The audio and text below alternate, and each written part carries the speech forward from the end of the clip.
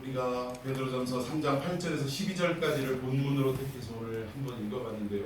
오늘 말씀의 제목은 고난도 이기는 사랑, 이렇게 한번 정해봤습니다. 한번 따라해 봅시다. 고난도 이기는 사랑. 다시 한번 고난도 이기는 사랑. 이 사랑이 우리 안에 넘치는 역사가 있기를 축원해 드리겠습니다. 베드로전서 강의에 앞서서 제가 여러분들에게 베드로전서가 왜 기록이 되어 있는지에 대한 배경에 대해서 이미 설명을 드린 바가 있습니다. 베드로전서는 전 세계에 흩어져 살고 있던 우리 그리스도인들에게 이제 곧 닥치게 될 전무후무했던 이 로마 대화재로 인한 박해가 시작될 텐데, 그때 흩어져 사는 이 유대인들, 기독교인들이 어떻게 해야 믿음을 잃지 않고 끝까지 박해에 맞서 싸우고 승리할 수 있었는가, 이 부분에 대해서 미리 말씀으로 전달해주는 그러한 배경이 있다라고 말씀을 드렸습니다. 이 시대에도 우리가 힘들고 어려운 삶 속에 살아가고 있고, 박해는 아니라고 이야기하지만 이걸 박해가 아니라고 할 수가 없어요. 일단 우리의 예배를 중단하게 만드는 것 자체가 박해라는 것입니다. 예배가 헌법으로도 보장이 되어 있음에도 불구하고 방역이라는 어떤 이런 사회적인 문제를 가지고 우리가 기본권으로 누릴 수 있는 이 형법에서도 보장하고 있는 이 예배를 중단시키거나 또는 보지도 못했던, 듣지도 못했던 온라인 예배, 비대면 예배로 돌렸다는 것, 이런 것 자체가 사실은 우리 기독교 역사상, 특별히 우리 한국 기독교의 역사에 있어서 핍박의 시기라고 아마 반드시 기록되게 될 거라고 저는 생각이 됩니다. 여러분, 이러한 어려움 속에 처해 있는 우리들이 이 베드로전서를 다시 한번 묵상하고 또 해석함을 통해서 어떻게 해야 이 어려운 시기를 잘 말씀으로 이겨내고 극복할 수 있을 것인가, 이 부분에 대해서 우리가 이 베드로전서 강해를 하는 내내 우리의 머릿속에 이걸 기억하고 있어야 한다라고 말씀을 드린 기억이 있습니다. 여러분들 꼭 잊지 마시고 이 개념을 머릿속에 붙잡아 두시고 말씀을 하나하나 또 해석해가는 저와 여러분이 되기를 바랍니다. 자, 오늘 8절 본문에 보니까 이렇게 말씀을 하고 있습니다. 다 함께 읽어봅시다. 시작. 마지막으로 말하노니 너희가 다 마음을 같이하여 동정하며 형제를 사랑하며 불쌍히 여기며 겸손하며. 아멘. 여기 보니까 마지막으로 말하노니 라고 베드로가 이야기를 했어요. 그러니까 우리가 보통 이런 얘기는 어디서 자주 듣냐면 우리 국민학교 때 조회 시간에 운동장에 나가면 우리 교장 선생님들이 이렇게 훈화 말씀하시면서 끝으로 내지는 마지막으로 하면서 거기서 또 연장이 되고 또 연장이 되는 것을 많이 경험해 보게 됩니다. 그런데 여기서도 마지막으로 말하노니, 이 얘기는 내가 이제 끝으로 말하노니 이런 뜻이 아니라는 거예요. 헬라 문법적으로 이 마지막으로 말하노니, 이 말은 뭐냐면 내가 지금부터 하는 말은 아주 대단히 중요한 말을 하려고 한다라는 뜻이 마지막으로 말하노니, 이렇게 번역이 되었다는 것입니다. 그러니까 생각해 보십시오. 3장에 와서 뭘 마지막으로 얘기하겠어요? 한참 중반부를 달리고 있는데, 그러니까 마지막 부분에 이런 이야기가 나온다면 이제 결론을 지으려고 하는구나 라고 생각할 수 있지만, 중간에 이런 얘기가 나오는 것으로 볼 때 우리가 헬라어를 공부하지 않더라도 눈치껏 때려잡을 수 있는 내용이 이게 끝으로 하자는 얘기가 아니구나 라는 것을 금방 파악을 해야 한다는 것입니다. 여기 마지막으로 말하노니, 이 말은 내가 지금부터 너희들에게 하려고 하는 말이 너무나도 중요한 말이다. 그러니 어떻게 하라는 거예요? 귀를 열고 눈을 열고 잘 들어야 한다, 이런 얘기. 편지로 보냈으니까 잘 눈을 열고 보아야 한다, 이런 의미도 포함이 될 것입니다. 자, 이렇게 번역상으로 마지막으로 이렇게 번역이 돼서 우리가 오해할 수 있는 요지가 아주 다분한데 그런 의미가 아니라는 거예요. 그렇다면 지금부터 하려고 하는 베드로의 이야기가, 베드로의 이 복음 증거가 너무나도 중요한 얘기인데 어떤 내용을 품고 있느냐? 우리 8절에 보니까 어떤 내용이에요? 내용이 다 마음을 같이하여 동정하며 형제를 사랑하며 불쌍히 여기며 겸손하며, 특별한 말씀이 있습니까? 우리 기독교인이라면 이 이야기들을 아마 귀에 피가 흐르도록, 피가 나도록 자주 들었던 얘기고, 어떻게 보면 기독교의 아주 기초적이고도 기본적인 정신이라 말할 수 있는 항목이다 라고 말할 수 있다는 것입니다. 우리가 어려서부터 또는 예수 믿은 지 오래된 사람들 치고 이 내용이 특별하게 중요하다라고 여겨질 만큼 뭔가 새롭거나 대단한 내용은 아니라는 것은 금방 눈치를 챌 수 있을 거라는 거예요. 그럼에도 불구하고 베드로는 우리가 익히 알고 있는 이 내용이 뭐예요? 너무나도 중요하다라고 다시 한번 강조하면서 지금부터 너희에게 하는 말이 아주 중요한 말인데 잘 들어라 하면서 이 내용을 언급을 했다라는 사실입니다. 자, 그런데 이 모든 내용을 잘 이렇게 생각을 해보면 하나님의 관점에서 너무나 중요한 얘기기에 베드로를 통해서 우리에게 다시 한번 말씀하셨는데 이 내용을 압축하고 압축하면 결국 여러분 성경 66권을 압축하면 뭐라고 이야기할 수 있습니까? 성경을 압축하면 우리 기독교의 대표적인 말씀 뭐가 있어요? 네, 그건 너무 압축했어. 조금 덜 압축하면 십계명이라고 이야기할 수 있습니다. 이 십계명, 그러니까 성경 66권을 압축하면 엑기스로 딱 나오는 게 십계명이라 말할 수 있다는 거예요. 근데 십계명을 또 더 압축을 하면 결국은 두 가지의 계명으로 나뉠 수가 있습니다. 뭐죠? 먼저는 하나님을 사랑하고, 두 번째는 내 이웃을 내 몸과 같이 사랑해라. 그래서 결국 이 두 가지의 계명도 또 압축을 하면 여러분들이 방금 말씀하신 사랑이라라고 말씀드릴 수 있다라는 것입니다. 그런데 결국은 누군가가 우리에게 당신 왜 교회 다녀? 왜 기독교를 왜 믿어? 라고 얘기할 때 우리는 무엇을 말해야 되냐면 바로 방금 말씀드린 십계명의 내용을 압축했던 우리 기독교의 기본 정신은 먼저는 누구를 사랑하고 하나님을 사랑하고, 그리고 둘째는 이와 같으니 누구를 또 사랑해야 된다? 이웃을 나의 몸과 같이 사랑해야 한다. 이것을 실천하기 위해서 또 하나님이 우리에게 이러한 명령을 내리셨기에 우리는 이 종교적인 어떤 사명을 띠고 이것을 실천하며 살아가고 있다라고 대답을 할 수 있어야 한다는 것입니다. 근데 오늘 이 베드로가 이제 고난의 시기에 앞서서 이 고난을 당하고 어려움에 처하게 될 이 주님의 백성들, 흩어져 사는 하나님의 권속들에게 이 고난을 대비하려면 어떻게 해야 되느냐, 그 원인에 대해서, 내용에 대해서 지금 이 내용들, 항목들을 말씀하고 있다.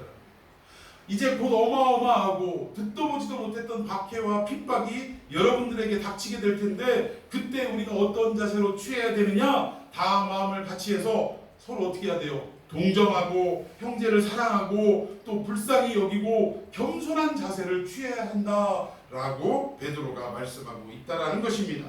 여러분, 지난주에 우리가 단장하라라는 말이 어디에서 결국은 이 말이 파생돼서 어떤 단어를 이루었다라고 말씀드렸냐면 코스메틱, 즉 여자들이 화장하다라는 말로 이렇게 파생이 되었다라고 말씀을 드렸습니다.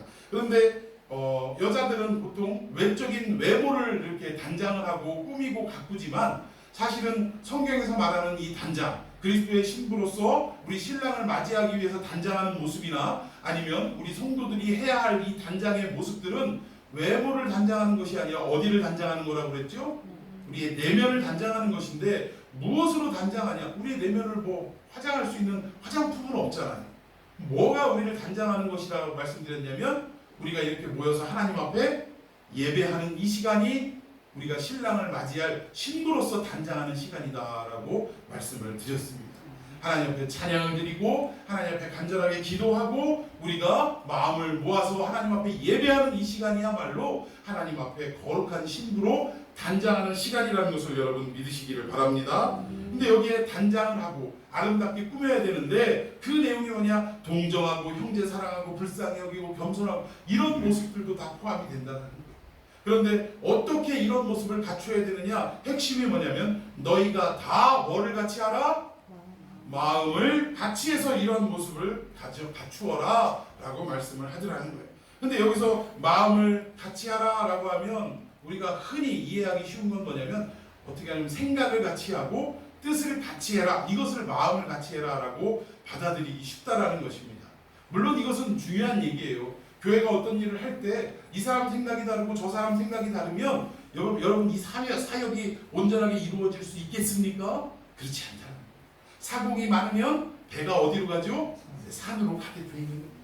그래서 우리가 어떤 일을 할 때 또 하나님이 우리에게 맡기신 일을 감당할 때도 우리가 여러 사람이 있지만 우리가 여러 생각대로 나뉘어서 행동할 것이 아니라 이 여러 생각들을 하나로 모이게 하고 하나로 이렇게 감추려질 수 있도록 합심할 수 있도록 이러한 역사가 전제되어지고 그 일을 감당해야 한다라는 것에 제가 이견을 달지는 않습니다.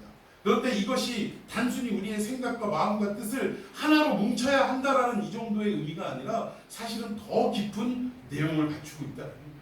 자, 우리 성경을 한 구절 읽어보겠습니다. 고린도전서 12장 12절 말씀입니다. 시작. 몸은 하나인데 많은 지체가 있고 몸의 지체가 많으나 한 몸인 것 같이 그리스도도 그러하니라. 아멘. 무슨 말이냐면 성경은 항상 우리를 어떻게 비유하고 있냐면 한 지체라, 한 몸이라라고 표현을 한다는 거예요. 특히 하나님의 교회는 어떻게 설명이 되냐면 이 교회의 머리는 누구시고 예수님이시고 그리고 각 성도들은 뭐라? 지체라 이렇게 설명하는 내용들이 아주 많이 있다라는 것입니다. 자, 그렇다면 가장 중요한 것은 머리 대신 주님과 한 몸을 이루려면 우리 지체된 우리들이 그 몸에 어떻게 하고 있어야 돼요? 붙어 있어야 한다는 거예요. 여러분 요한복음 15장에 나는 포도나무여 너희는 가지니 라고 말할 때 포도나무에 붙어 있을 때에 열매를 많이 맺을 수 있다. 여기에 초점은요 열매를 많이 맺냐 적게 맺냐에 있다는 게 아니라 중요한 게 뭐예요? 가지가 원 포도나무에 붙어 있기만 하면 여러분 가지가 하는 일이 뭐가 있어요? 가지가 무슨 일을 할 수 있어서 지가 스스로 열매를 맺느냐 이거예요.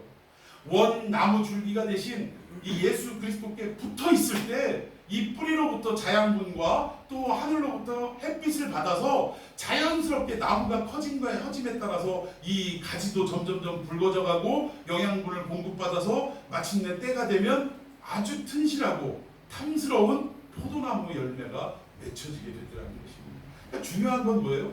우리가 어떻게든 열매를 맺어야 해 하고 노력하는 게 중요한 게 아니라 더 중요한 건 뭐냐? 우리 예수님께 붙어 있어야 하는 게 더 중요하다는 사실입니다. 여러분 동의하십니까? 우리 포도나무 대신 예수님께 붙어 있는 저와 여러분이 되기를 예수님 이름으로 축원해 드리겠습니다.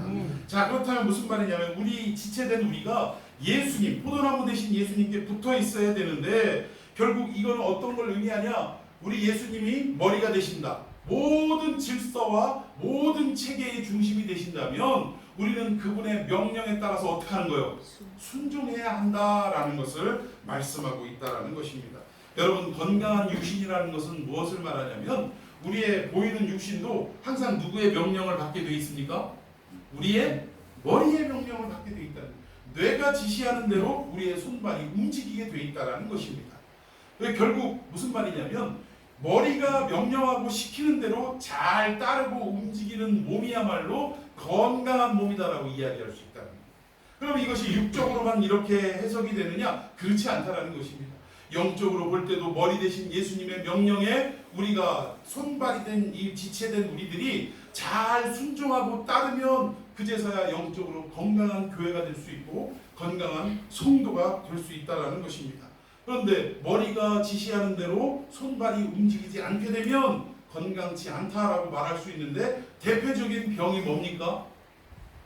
머리는 명령하는데 손발은 그대로 순종이 안 돼요.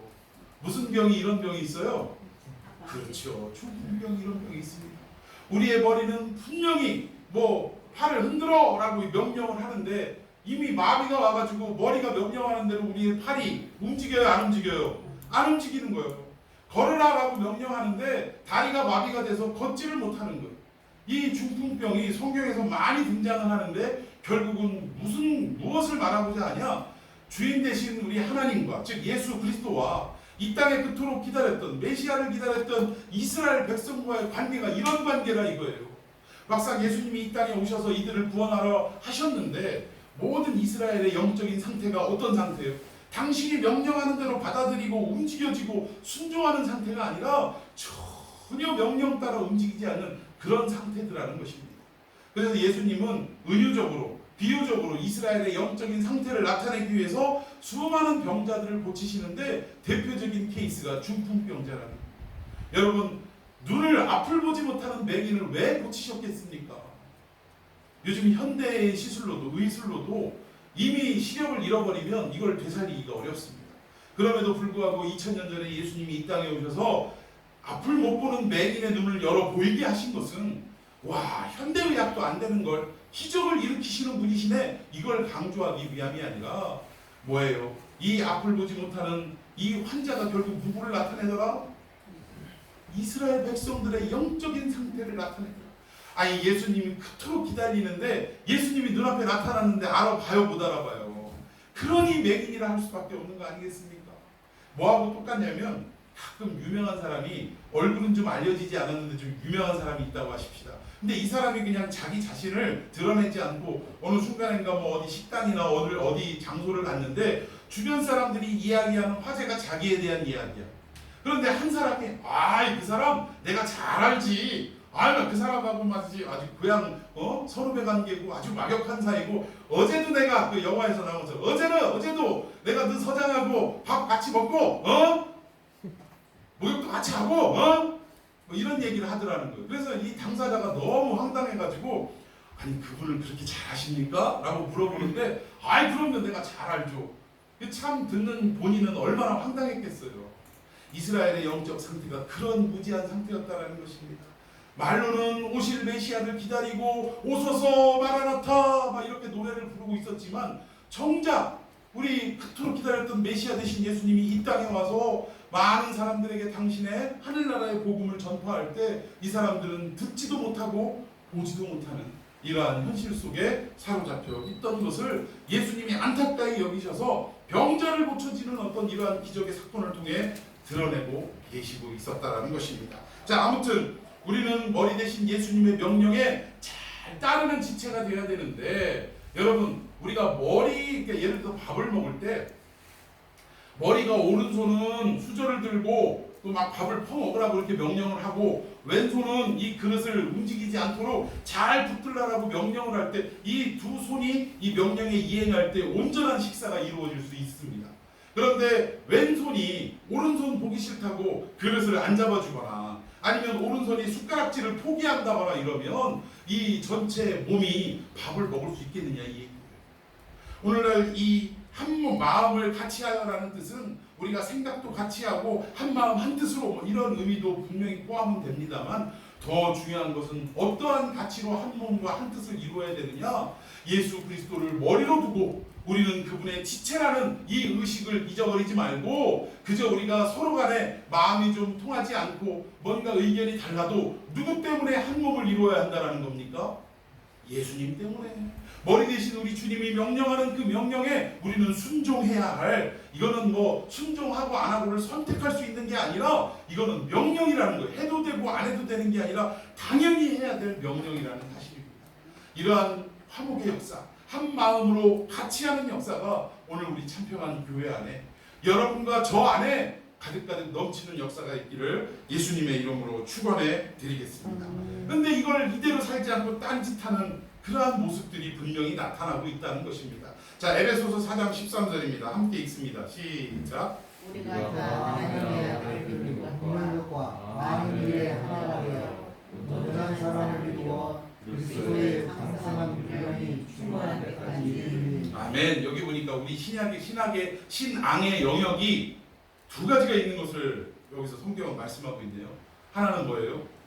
예수 그리스도를 믿는 그러한 영역이 있고, 또 하나는 아는 영역이 있다라는 것입니다. 여러분, 오늘날 한국 교회 우리 성도님들이 또 교회가 가장 큰 문제를 일으키고 있는 그 원인 중에 하나가 바로 이 부분이 아닌가 싶어요. 오랜 세월 성경 공부를 하고 수많은 설교를 우리가 듣다 보면 그리스도를 아는 부분에는 이르게 됩니다. 뭐 성경 몇 장 몇 절 하면 무슨 내용? 오늘 본문 딱 갖다 들이대면 목사님이 어떠한 관점으로 설교를 하려고 하시는구나. 알아요, 몰라요? 많은 분들이 알더라는 거예요. 그럼에도 불구하고 이 아는 영역이 어디까지 가야 하냐? 믿는 영역에까지 이르러야 하는데, 믿는다는 것은 이 알고 있는 지식이 우리의 생활화가 되어서 우리의 삶 속에 능히 이 말씀을 실천하고 순종하며 살아갈 수 있는 데까지 이르러야 하는데, 말씀은 말씀이고 우리의 살아가는 인생은 또 다른 모습을 가지고 살아갈 수밖에 없는 오늘날의 이 현실이 한국 교회를 병들게 하고 또 성도들을 병들게 하게 하지 않았나 저는 이렇게 생각을 하는 것입니다. 여러분, 머리가 명령을 하는데 귀로는 듣고 알았어요. 알기는 알아요. 그리고 이게 어떤 표현으로 말하냐면 우리도 그러잖아요. 아유, 내가 그냥 예배 빠져야 되지 말아야 하는데. 그래, 안 그래요? 아유, 내가 기도해야 하는데. 아유, 내가 전도해야 되는데. 아유, 이런 말로는 엄청 잘해, 하여튼. 근데 이거는 어느 분량에 이르렀냐면 아는 분량에는 내가 이른 거예요. 아, 내가 적어도 하나님을 믿는 성도라면 이렇게는 살아가야 하는데 라고 이 정도는 알고 있다라는 거예요. 그런데 믿는 분량에 이르지 못하는 것은 알기는 아는데 이것을 우리의 삶 속에 체득화하거나 또는 생활화하는 데는 실패하는 모습이 바로 이러한 모습이라는 것입니다. 여러분, 결국 이러한 모습이 다를 바 없어요. 아까 말씀드린 무슨 병, 머리가 명령하는데 몸이 따르지 않는 그 병, 우리가 지금 영적으로 중풍병에 걸려 있다라고 해도 과언이 아니라는 사실입니다. 여러분, 마음을 같이 하여라는 것은 정확하게 우리 육신적인 개념을 가지고 차용해서 지금 설명을 하는데, 머리가 하나이지 둘이 될 수 없듯이 우리는 예수 그리스도를 머리로 둬야 되고, 우리의 손발은 어떻게 돼요? 그 머리의 명령 따라 잘 유기적으로 움직이는 그 붙어있는 지체가 되어야 한다라는 것이 마음을 같이 하여라는 베드로의 표현이라는 사실입니다. 여러분의 지금부터 실천하는 덕목은 어떻게 해야 되느냐? 한 마음 한 뜻으로 해야 되는 것, 이런 의미도 있지만 더 나아가서는 뭐예요? 머리 대신 그리스도께 초점을 맞추어서 해야 하는 일이다 라고 우리가 이해해야 한다는 사실입니다. 여러분, 교회 안에 할 일들이 많이 있습니다. 또 이 땅을 살아가면서 성도라는 이름을 가지고 해야 할 일이 많이 있어요. 그런데 이것이 단순히 너와 나와 마음을 같이 한다, 이 정도의 개념을 뛰어넘어서 뭡니까? 머리 대신 예수 그리스도의 명령 따라 내가 당연히 움직여야 하는 움직임을 하는 것이다 라는 마음으로 이 모든 것들을 감당하는 저와 여러분, 또 우리 참평한 교회가 되기를 예수님의 이름으로 축원해 드리겠습니다. 자, 이렇게 마음을 같이 해서, 즉 예수님 앞에 초점을 맞추어서 이 모든 일들을 감당해야 되는데 그 내용이 4가지로 지금 압축이 되어 있습니다. 하나씩 살펴보도록 합시다. 첫 번째 어떠한 내용이냐? 동정하라 라고 말씀하고 있어요. 8절 다 같이 읽어보겠습니다. 8절. 예, 8절 시작. 마지막으로 말하노니 너희가 다 마음을 같이하여 동정하며. 첫 번째 항목이 동정하라 라고 말씀하고 있다라는 거예요. 근데 여기 이 동정이라는 것은 뭐냐? 그냥 혓바닥을 찌찌찌찌 차면서 아유 불쌍해라, 아이고 이게 동정이 아니라는 것입니다. 자, 히브리서 4장 15절 읽어봅시다. 시작. 우리에게 있는 대제사장은 우리의 연약함을 인정하시고 자신과 아니요 모든 일에 우리와 똑같이 시험을 받으실 때 죄는 없으시며. 아멘.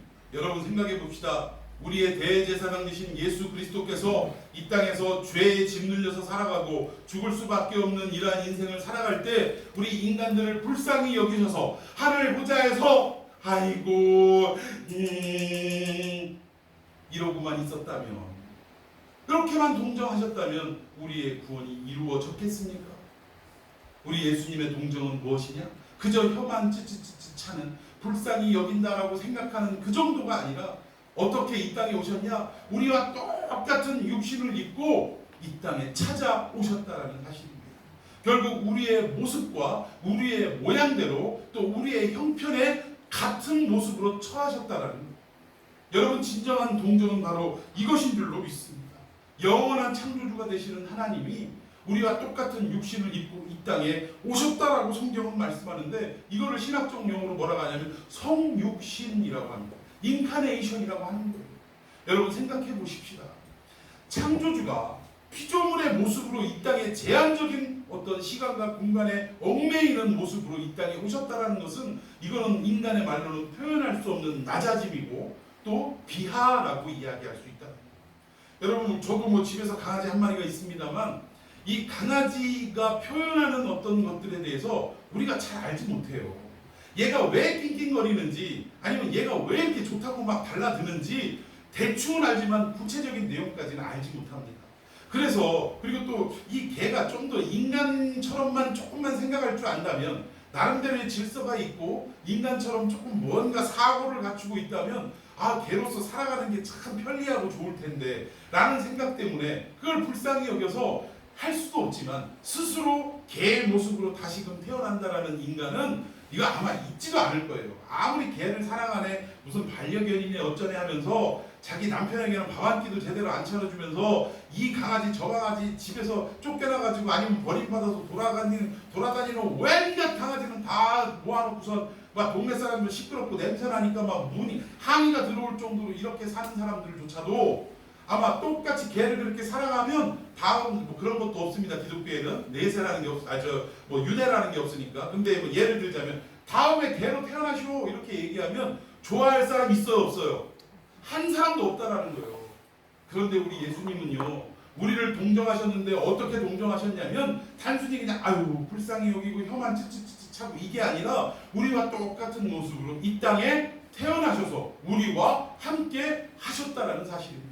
여러분 이 말은 무슨 말이냐면 우리 인간이 이 죄와 싸워서 이기지 못하고 날마다 패하고 쓰러지고 넘어지는 이 연약함을 예수님도 똑같이 체험하셨다 이 얘기예요. 우리가 착각하는 게 예수님은 하나님의 아들이니까 죄의 유혹이 와도 막 단칼에 막 물리칠 수 있고 그럴 것 같죠? 아닙니다. 예수님이 이 땅에 우리와 똑같은 모습을 가지고 오셨던 이유는 우리가 처한 이 상황이 얼마나 힘들고 어려운 일인가를 당신 스스로 어떻게 하신 거예요? 체험하신 거예요. 체험하신 거예요.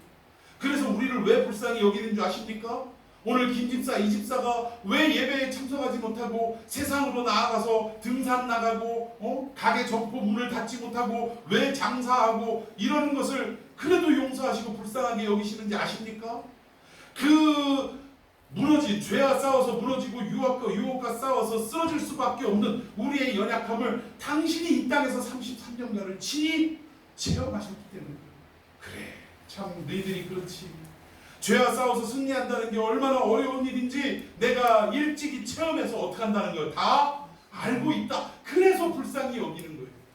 여러분 제가 예전에 그 교회 뭐 이렇게 문병을 가서 예배를 드리고 뭐 기도해 드리고 올 때 정말 저는요 이게 어떻게 보면 가기는 가지만 이게 뭐 전심에서 뭔가 환자에 대한 어떤 뭐 이렇게 애착이나 애틋함이나 불쌍히 여기는 마음 이런 게 사실은 거의 없었던 것 같아요. 의무적으로 가야 하니까 갔고 예배를 드려야 하니까 예배를 드렸고 기도해야 되니까 기도했고 뭐 이랬던 적이 많았던 것 같아요. 아니 대부분이 그랬던 것 같아요. 근데 막상 제가 아파보고요 병원에 누워보고 누군가의 도움을 받아보고 또 뭔가 이렇게 병원에 오래 있다 보면 심심해요? 아니 심심해요? 돌아라도 다닐 수 있으면 괜찮아요. 침대에 옴짝달싹 못하고 하루 종일 천장만 보고 있다고 생각해보세요. 한 달여를 그렇게만 누워있다고 생각을 할 때 내 침상에 찾아오는 모든 사람들이 그렇게 반가울 수가 없고 그렇게 감사할 수가 없더라고요. 그래서 서울대병원에 누워있는데 대전에서까지 막 와가지고 이렇게 막 거의 막 하루도 빠짐없이 돌아가면서 사람들이 와주시는데 얼마나 감사한지 몰랐어요. 그냥 한번 제가 겪어보고 침상의 외로움과 고통이 어떤 것인지 제가 몸소 경험해보니까 어르신들 지금 병원에 누워있을 때 그 답답함과 그 고통을 다는 모르지만 어느 정도는 이해할 수 있을 것 같더라고요. 그래서 찾아가서 우리가 별거 아니에요. 우리가 병원 선교한다는 게 뭐 대단한 일을 하는 것 같지만 그렇지 않습니다. 우리 예수 그리스도의 이름 가지고 가서 그 외로우신 어르신들 손 한번 잡아주는 게 그게 우리가 하는 일이에요. 그게 뭐 대단한 일입니까? 아무것도 하는 일이고 누구라도 할 수 있는 일이에요. 그럼에도 불구하고 그분들 찾아가서 예수님의 이름으로 손 한번 잡아드리고 어깨 한번 도닥거려주는 거 그리고 함께 같은 마음으로 예배 한번 드리는 거 이것으로 그분들은 영적으로 큰 위로를 받고 또 우리가 준비한 간식들을 통해서 육신적으로도 참 유익을 고마움을 가지시더라고요. 언제 또 오냐고 맨날 물어보시고 우리 저 이현아 집사님 가셔가지고 손잡아주고 찬양 같이 하고 이러는데 언제 또 와? 그러니까 다음 달에 온다니까 아니 다음 주에 오면 안 되냐고 막 매주 오면 안 되냐고 막 이렇게 얘기하고 그 정도로 그분들은 뭔가 우리 예수 이름으로 찾아가서 아무 일도 아니지만 그것을 그렇게 크게 여기시고 감사함으로 받으시더라는 사실입니다. 여러분 동정은 이런 것입니다. 예수님이 친히 우리와 같은 모습으로 이 땅에 서서 모든 것을 다 함께 겪으셨고 그러나 그분은 뭐가 없으시더라? 죄는 없으시더라. 태어날 때부터 우리가 아담 이래로 태어나는 어떤 육신적인 어떤 탄생으로 이렇게 태어나신 분이 아니라 성령으로 잉태하셨기 때문에 죄와 상관없이 이 땅에 오시기도 했지만 33년을 살아가시면서도 죄의 수많은 유혹 앞에서도 어떻게 하셨어요? 다 이겨내셨다라는 거, 물리치셨다라는 것입니다. 그래서 그분은 죄가 없으시기에 우리의 모든 죄를 대속할 수 있는 자격이 있다라고 말할 수 있는 거예요. 그분도 죄가 있으면 뭐 우리 죄를 대속할 수 있겠어요? 너나 나나 똑같은데 이런 얘기 안 나오겠습니까? 죄가 없으시니까 우리의 죄를 짊어지실 수 있었다라는 사실입니다. 여러분, 이렇게 우리 예수님이 동정이 무엇인지를 다 보여주셨던 것처럼 우리도 단순히 어려운 사람들에게 그냥 혀를 쯧쯧쯧 차고 주머니에서 돈 몇 푼 꺼내주고 이 정도로 끝나는 것이 아니라 우리의 심령이 어떻게 돼요? 그분의 처지까지 내려가는 역사, 그분과 함께하는 역사가 이루어져야 한다는 사실입니다. 여러분, 이러한 모습들이 우리 교회 안에 넘치는 역사가 있기를 예수님의 이름으로 축원해 드리겠습니다. 자, 우리 8절 다시 한번 봅시다. 시작. 마지막으로 말하니 너희가 다 마음을 같이하여 인정하며 형제를 사랑하며 불쌍히 여기며 겸손하며. 예, 첫 번째는 동정하며 마음을 같이 해라. 즉 그리스도께 초점을 두고 그리고 동정해라. 그러니까 예수님의 사랑을 우리가 그대로 배운 대로 실천하라 이 얘기고, 두 번째는 누구를 사랑하라? 형제를 사랑하라. 이것이 박해를 받는 우리들이 이 모든 박해를 극복할 수 있는 비결이다.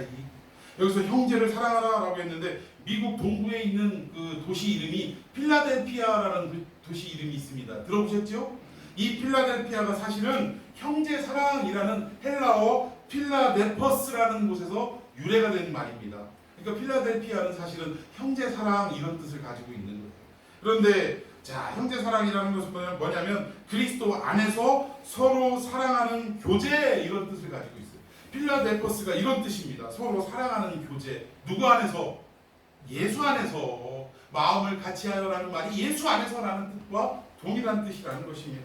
그래서 베드로가 이 말을 하는 이유는 결국 뭐하냐? 어느 날 무디 선생에게 한 젊은이가 찾아왔어요. 여러분 무디 선생 알죠? 예, 그 무디 선생에게 그 복음 전파의 뭐라고 하죠? 부흥사라고 얘기할 수 있죠. 그 미국 그 초창기 때 그 부흥사 유명한 무디 선생님, 그분을 통하여 많은 사람들이 이 예수의 품으로 돌아오는 역사가 있었죠. 그때도 아주 유명했습니다.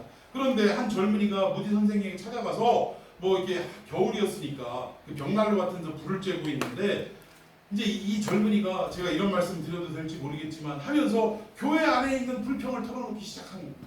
누구도 보기 싫고 저 사람은 이래서 싫고 저 사람은 또 이래서 싫고, 그래서 저는 한마디로 저 꼴 보기 싫은 사람들 때문에 교회에 나가기가 싫습니다 라고 딱 이야기를 한 거예요. 이 말을 할 때 제가 얼마 전에 우리 조카한테도 이 얘기를 들었어요. 참 그래가지고 야, 넌 막 그런 소리 하지 마. 제가 이제 조카니까 막 입맞은마 하면서 세상에서 하나님이 제일 싫어하는 말이 나는 하나님을 믿는데 교회는 안 나가요. 요딴 소리 하는 인간을 하나님은 제일 싫어하신다. 그러면서 이제 잠깐 언급을 한 적이 있는데 이게 무슨 말이냐면 이제 무디가 그 얘기를 듣고 갑자기 이 장작더미 활활 타오르는 장작더미에서 하나를 탁 꺼내가지고 꺼내놓습니다. 그냥 바닥에다 둔 거예요. 그러니까 잘 타오르던 이 장작이 점점 어떻게 됩니까? 하나만 꺼내놓으니까 연기가 점점 막 피어나기 시작하다가 불이 이내 꺼져버리고 말더라고요. 교회가 바로 이런 것이다. 우리가 교회 안에서 누군가와 서로 의견이 대립되기도 하고 또 우리가 생리적으로 누군가를 싫어할 그런 사람들도 있어요. 주는 거 없이 믿다 뭐 이런 얘기도 있잖아요. 뭐 그런 사람도 있고 뭔가 생각이 안 맞고 뜻이 안 맞고 이러다 보면 그럴 수 있는 부분이 있지만, 그럼에도 불구하고 우리가 교회를 나와야 되는 이유가 뭐냐? 우리가 나와서 합심할 때 우리가 같이 예배를 드리고 같이 기도하고 같이 사역을 감당할 때 그때가 어떤 때냐? 이 장작더미에서 활활 타오르는 이 불과 같은 그러한 현상을 갖게 되더라고요.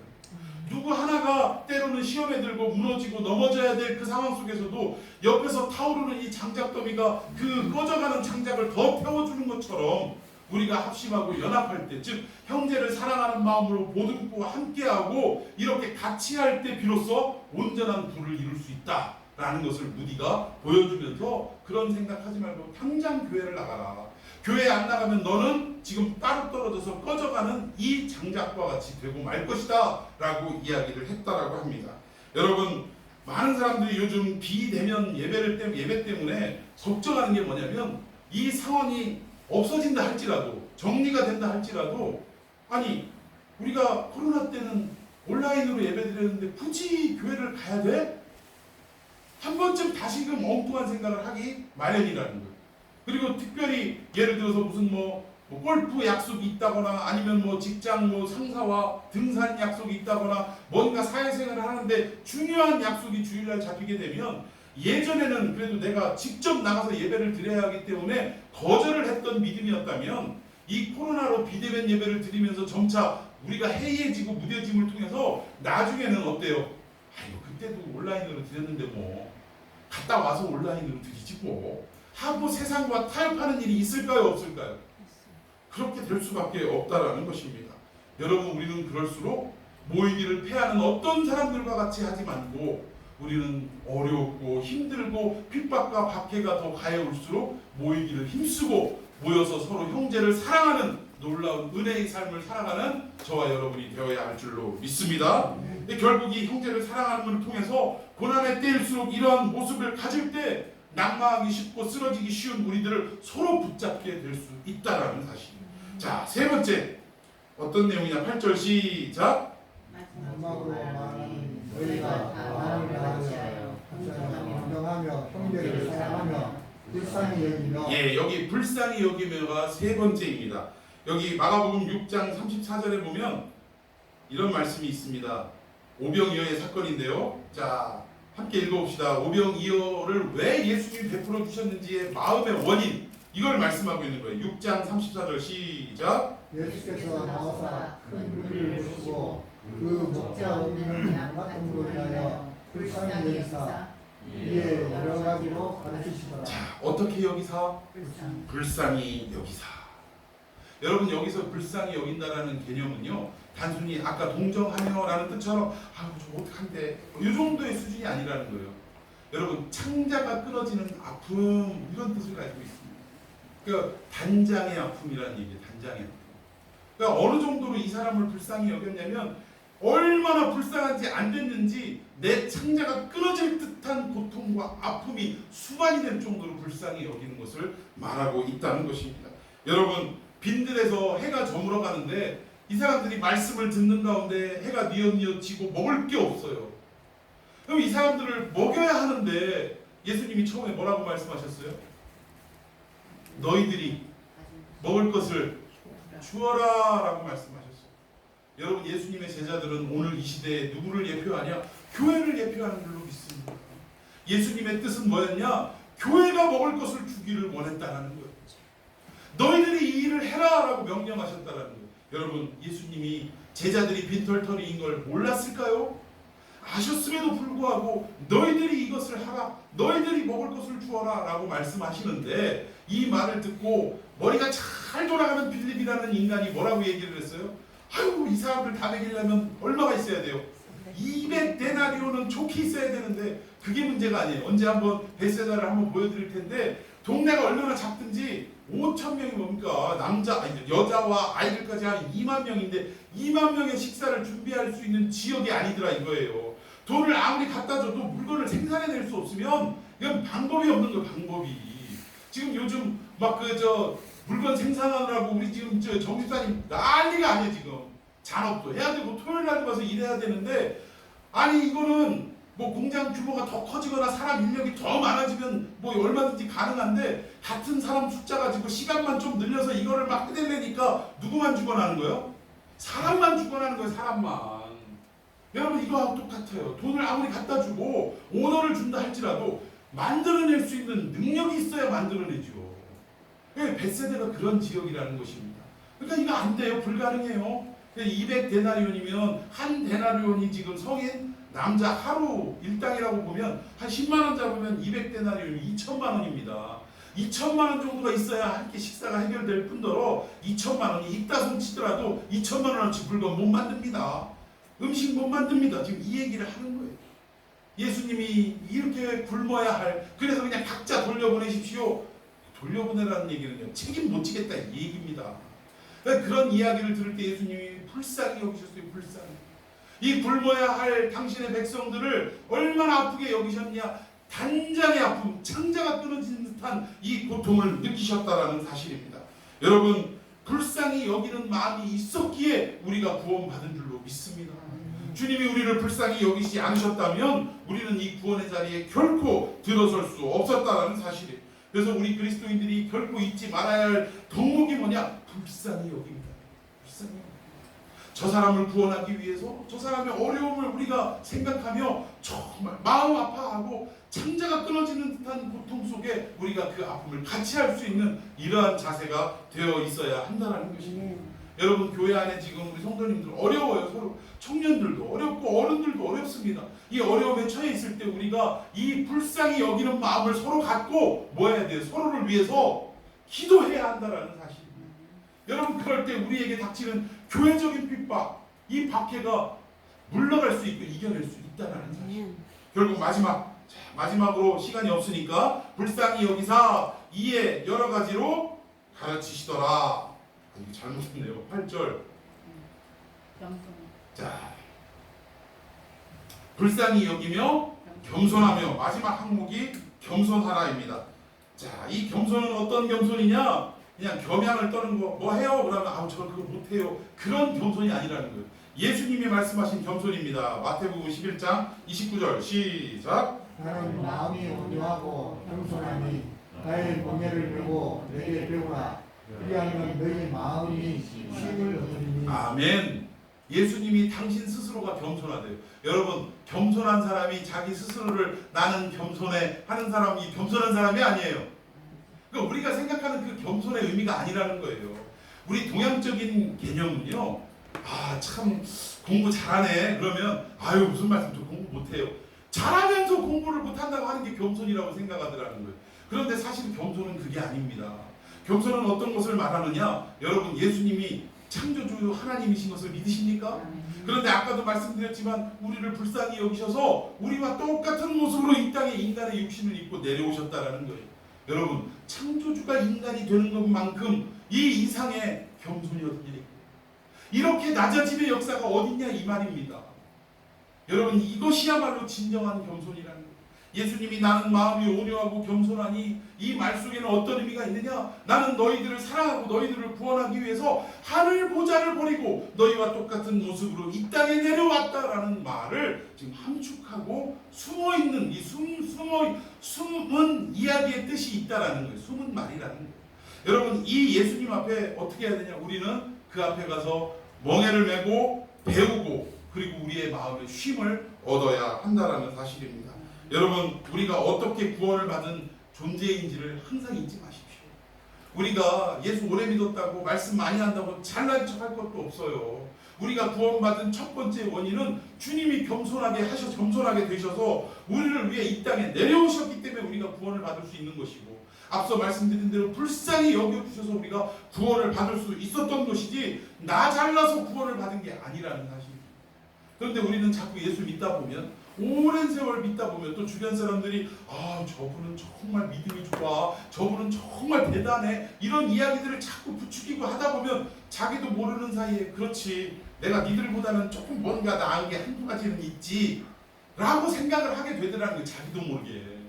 여러분, 거기서부터 무엇을 잃어버리기 시작하냐? 겸손을 잃어버리기 시작하더라는 것입니다. 여러분, 우리 예수님 하늘 보좌를 버리고 이 땅에 우리를 구원하시기 위해, 우리를 살리시기 위해 내려오셨던 그 겸손하신 분임을 우리가 잊지 않고, 그 겸손 때문에 우리가 구원을 얻었음을 우리가 평생에 붙들고 살아감을 통해서 결국 우리가 교회 안에서 이런 서로 간의 품성을 갖게 되면 어떻게 됩니까? 어떤 어려움과 핍박이 우리를 어렵게 한다, 힘들게 한다 할지라도 우리는 이 겸손의 모습으로 서로가 서로를 세워주고 일으켜주고 또 보듬어주고 이러다 보면 어떤 어려움도 우리가 다 이겨낼 수 있는 상황이 찾아오게 된다는 사실입니다. 자, 오늘 우리의 삶 속에서 이 마음을 같이 하라, 즉 예수님께 초점을 같이 해라. 그래서 어떻게 해야 되냐? 4가지의 명령에 대해서 말씀을 드렸습니다. 첫 번째 뭐예요? 동정해라. 이건 뭐냐면 그 어려움에 처한 사람들에게 자기 자신을 밀어 넣어라, 그 얘기예요. 그냥 혀만 쯧쯧 차지 말고 내가 그 자리 안으로 들어가라. 이것이 동정이라는 것입니다. 두 번째는 형제 사랑을 통한 교제가 이루어져야 한다. 그래서 우리는 낭망하고 죄짓기 쉬운데 결국 무엇으로 승리할 수 있느냐? 옆에 사람들이 기도해주고 격려해주고 또 보듬어주고 이러한 상황 속에서 우리가 이겨낼 때가 많더라고요.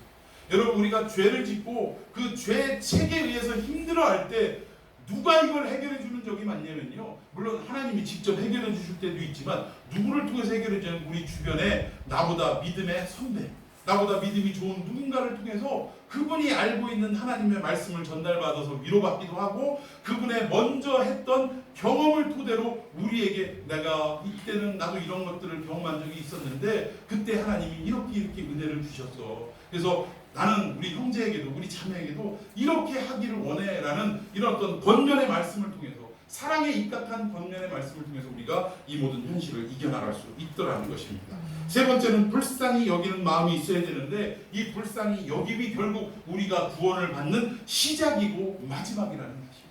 그리고 마지막 네 번째, 겸손해야 한다. 결국 이것은 우리가 어디서 구원받은 존재냐? 겸손하신 주님 때문에 받은 존재다라는 것을 잊지 말아야 한다는 것입니다.